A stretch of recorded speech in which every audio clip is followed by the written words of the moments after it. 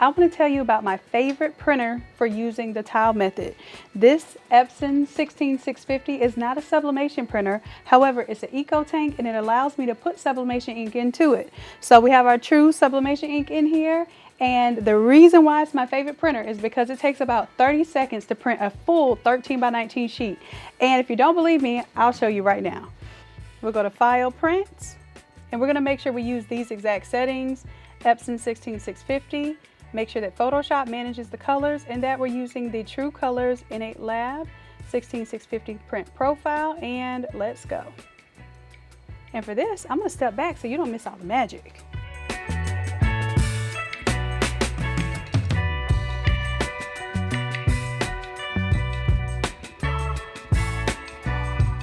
So let's get into trimming the prints. These prints printed on a 13 by 19 printer, but as you can tell, there are 4 different parts to this all over design. So what we're going to do is we are going to treat it like a puzzle. All right, so we'll go ahead and put them together, and we're going to throw some socks on the grill later. So I'm going to get these out of the way for now. And we're going to go 1, 2, 3, and 4. And if you don't know where 3 and 4 is, you're going to have to match up your design based on what is currently showing here, and it's really not that hard. So this is the entire design pulled together. Now, because we're tiling the design, there's white borders around every single print. We don't have to trim the white border around each print, all 4 edges of each print. We only have to choose to trim the areas that we're going to overlap, okay? So what I'm going to do here is I'm going to choose to trim the center here of both of these, of 1 and 2, and then I'm going to choose to trim the very top edge of 3 and 4. So let's go ahead and get that started. We'll take one of our prints here, and all you need are just regular scissors. We can get fancy if we wanted to, and you're going to trim a little bit of the print off.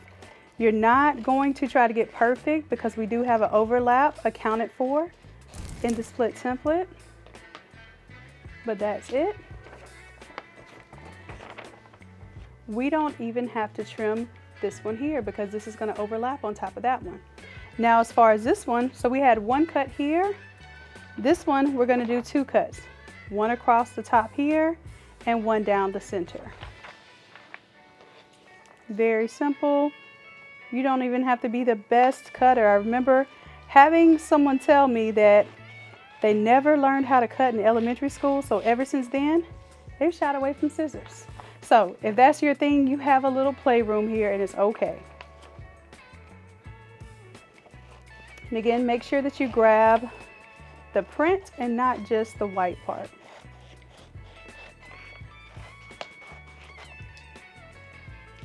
All right, so we've cut off the top and the center there.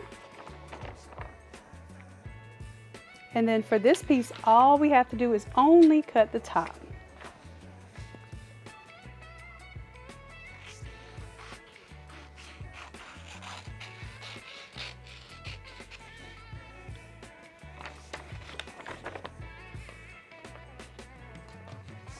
All right, and then we'll do like a dry fit just to make sure that there's going to be no overlap that we can see of the whites. White should be completely covered by the print now. And you're going to have some overlap of the letters there. I'm going to show you actually how to use that as a guide. I call it looking for artifacts. All right, and it looks like everything is going to be ready to put together. So now we have to be very particular about how we put all these pieces together. What happens is the first 2 pieces are super easy to put together. Then as you add pieces, it gets more and more difficult to make sure that things are lined up. So if you do it, if you do the preparation correctly, then you're going to have a much easier process here. All right, now here is the toughest part. The toughest part is actually taping all 4 pieces together, but with a little help, we can get this done.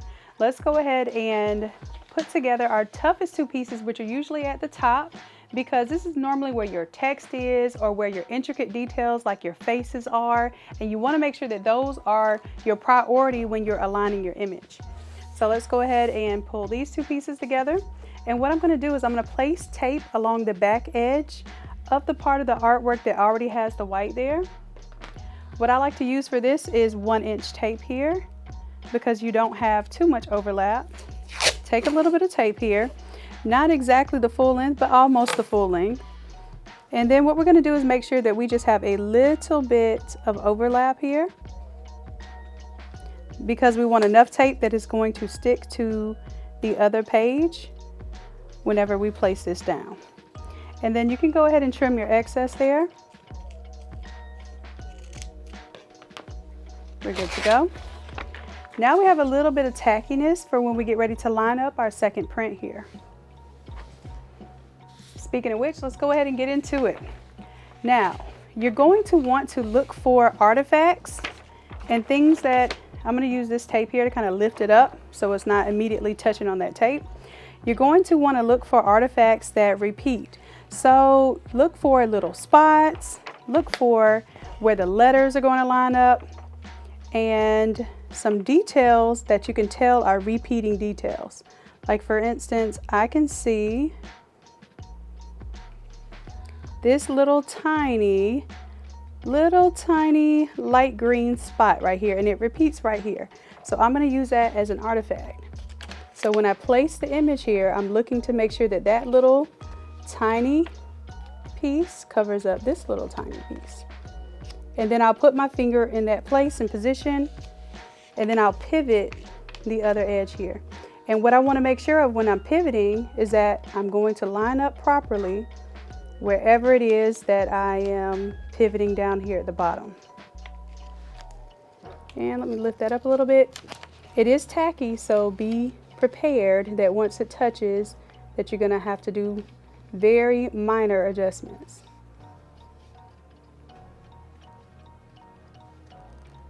All right, so that might seem a little bit difficult to put the top two pieces together, especially if it's your first time, but I want you to know with practice you're going to get better, or without practice you're going to realize that you just want to do large format prints. Whichever one it is, I'm here for you.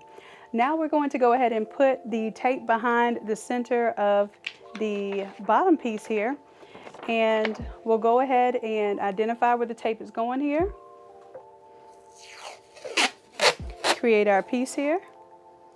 And same deal, actually if I line this up with my grid on my table, I know how much tape I want to overlap. Here we are.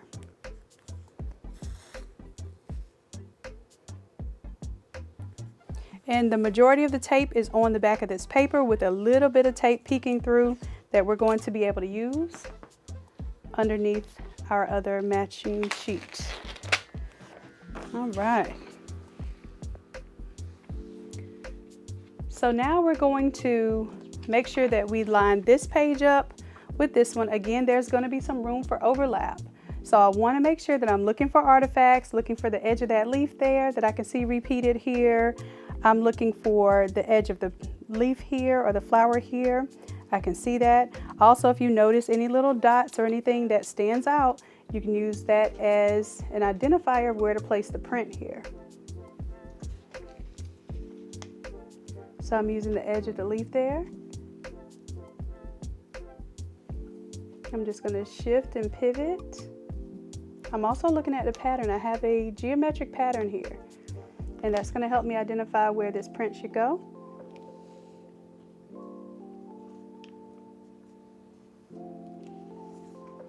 That's pretty lined up there, and we are good to go.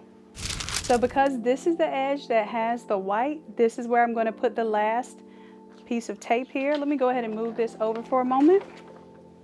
We're going to flip this face down so that we can place our tape along the back here. Again, we'll take the tape here. Now we won't go the entire path because that might take a little bit too much and make it go crooked. So let's use about this much here. Start from underneath the sleeve area. And we're just going to tack that down. Now we can continue this tape a little further, and we're good to go. Let's go ahead and remove the excess tape. Flip this back over.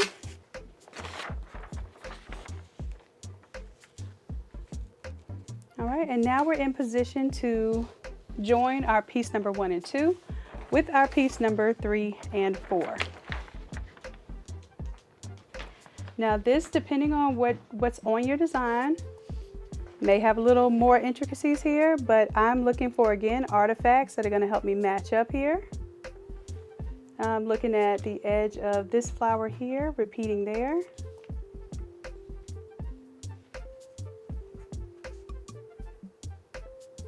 Also on this side, I'm looking at that butterfly, the flower right here by the butterfly wing, that purple butterfly wing is repeating. And that edge of that flower is repeating as well.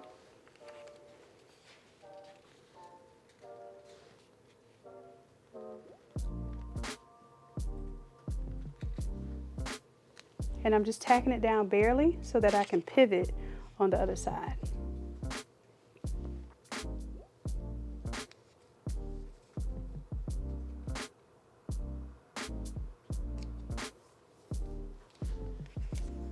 Looks like we're good here. I'm going to lift up and do a little bit of adjusting here.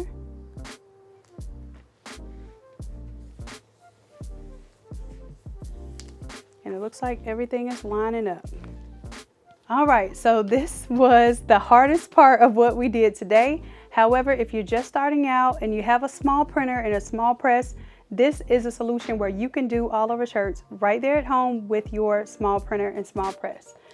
Now, once we see the results of this, I'll explain the reason why the full all over prints with the wide format printer are going to have an advantage over the tiled prints that we just did here. If this video was helpful to you, make sure that you share this with a fellow creative, and both of y'all like and subscribe.